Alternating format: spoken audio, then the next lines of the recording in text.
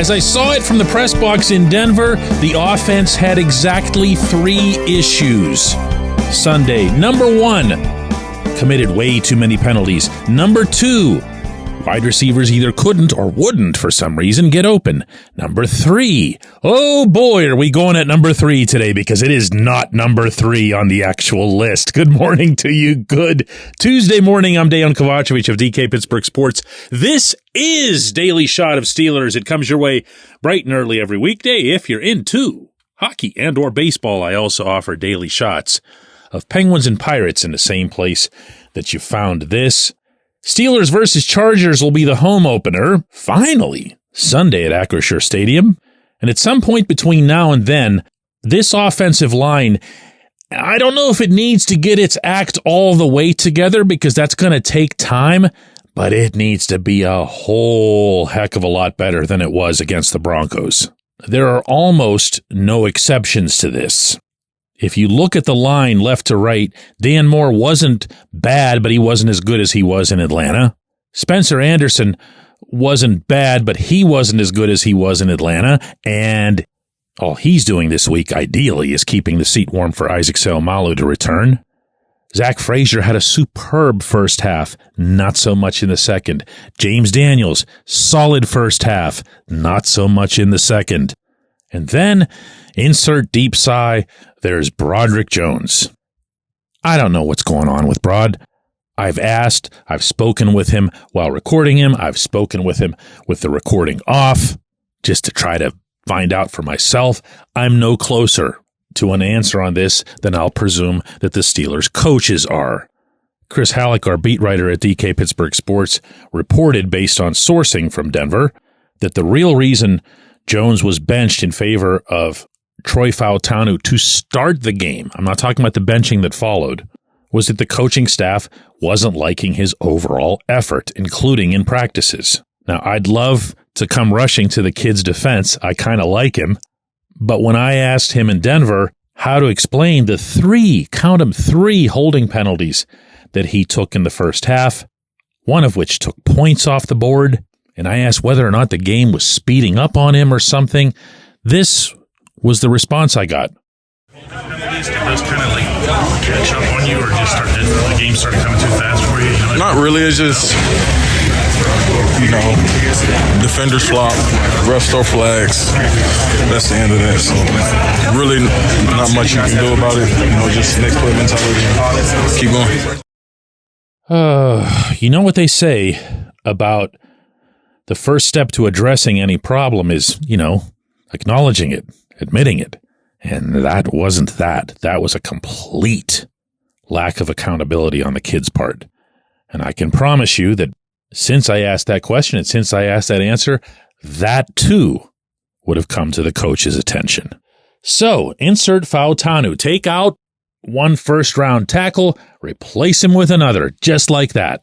So, how does the kid do? Well, remember, again, he started the game, but there was supposed to be a rotation that developed between Fautanu and Jones that didn't because of all of Jones's penalties and Mike Tomlin telling him, look, you can just watch the game with me.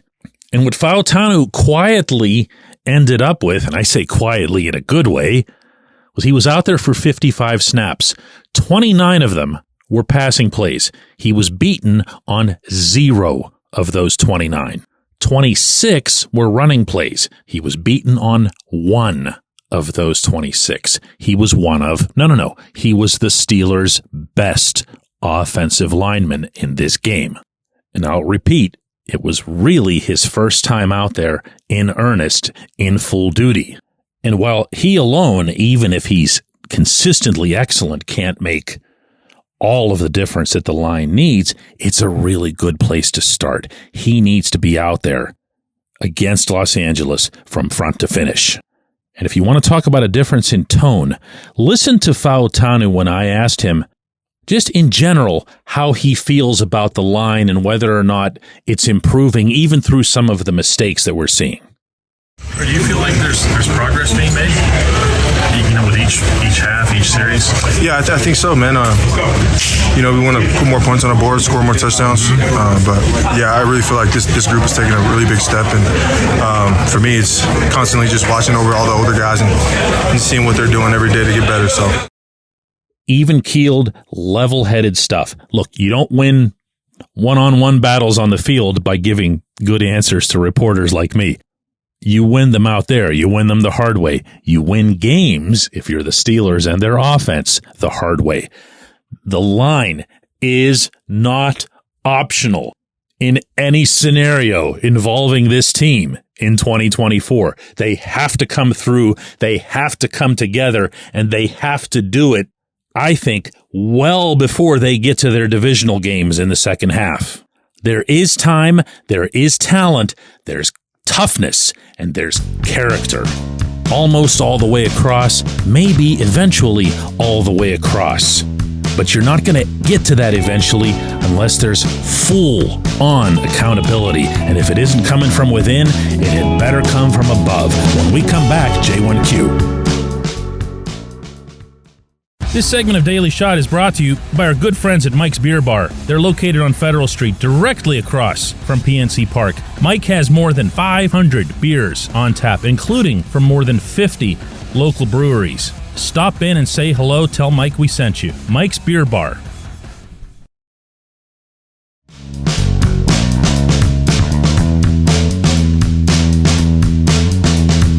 Today's J1Q comes from Kieran, who says, "Hey DK, been a fan for a while, but this is my first J1Q submission.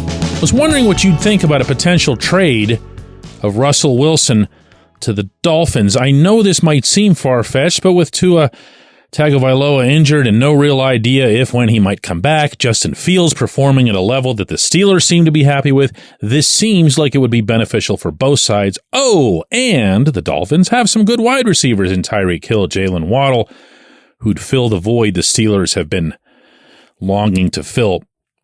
This is going to happen every time a quarterback goes down somewhere. It's going to be, hey, look at Pittsburgh, because Pittsburgh's got not one, but two of them who were starters in the NFL last season. And that's the way they'd look at it. They'd look at it as how they did in their recent history versus how they're doing necessarily this season. As you'd know from being a longtime listener, I'm not a big hypothetical trades guy. That's not something that floats my figurative boat. But I can share with you what I've learned about the Steelers' perspective on their quarterback position. And that's this.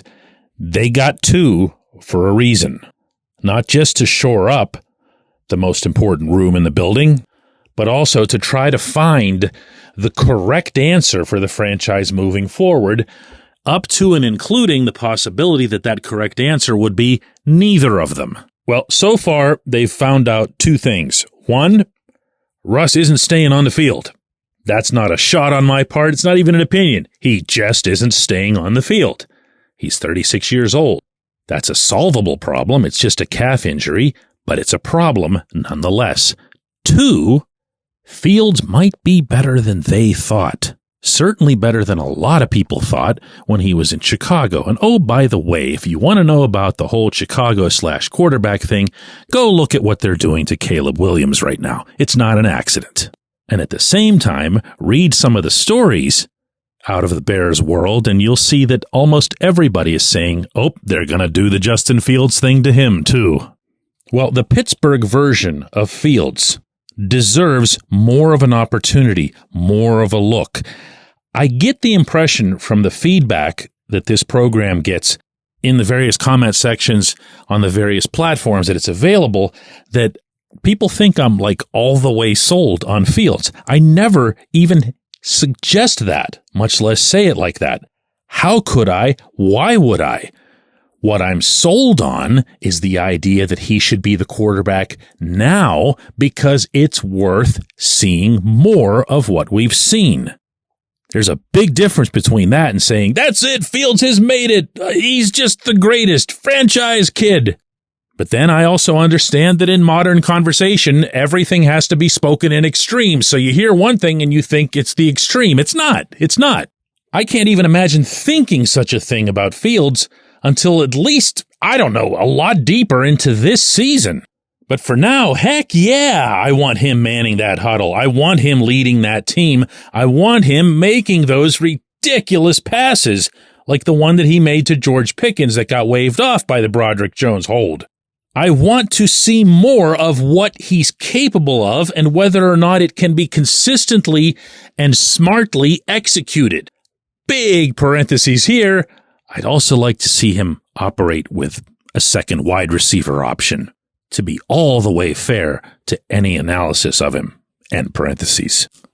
But that said, no, I don't see a trade of Wilson happening, and I definitely don't see one while he's still got his own parentheses being carried around next to his name, meaning around the word calf.